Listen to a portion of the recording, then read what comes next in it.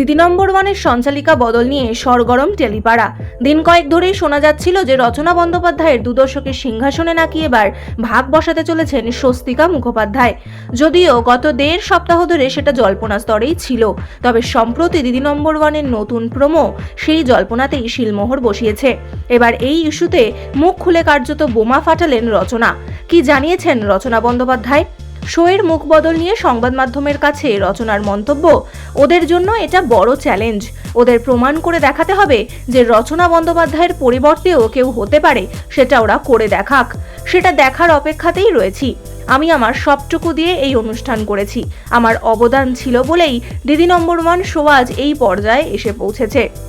সঞ্চালিকা পরিবর্তনের সিদ্ধান্ত ওরা নিয়েছিল। এখানেই অবশ্য থামেননি তিনি। টিমের সকলকে শুভেচ্ছা জানিয়ে রচনা বলেন, ওদের এবার প্রমাণ করতে হবে গোটা বাংলার কাছে যে রচনা বন্দ্যোপাধ্যায় ছাড়াও এই অনুষ্ঠান তারা সফল করতে পারেন।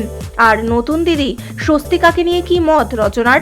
এ প্রসঙ্গে সাংসদ অভিনেত্রী রচনার মন্তব্য, স্বস্তিকার সঙ্গে আমার বহুদিনের সম্পর্ক, আমরা খুব ভালো সহকর্মীও।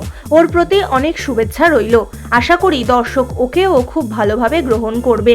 এই অনুষ্ঠান যেন বরাবরের মতোই জনপ্রিয়তা পায়, সফল হয়, আমি সেটাই চাই।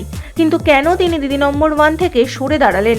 রচনার মন্তব্য, আমার কাজের চাপ একটা কারণ তো বটেই, তবে এটা কিন্তু চ্যানেলের সিদ্ধান্ত। ওরা এই শোটিকে নতুনভাবে ঢেলে সাজাতে চেয়েছিল, আর চ্যানেলের সিদ্ধান্তের ওপর তো আমি কিছু বলতে পারি না। তো বন্ধুরা, এই বিষয়ে তোমাদের কি মতামত জানাতে পারো কমেন্টে। আর এরকমই অনেক নতুন আপডেট পেতে সাবস্ক্রাইব টলিফেস।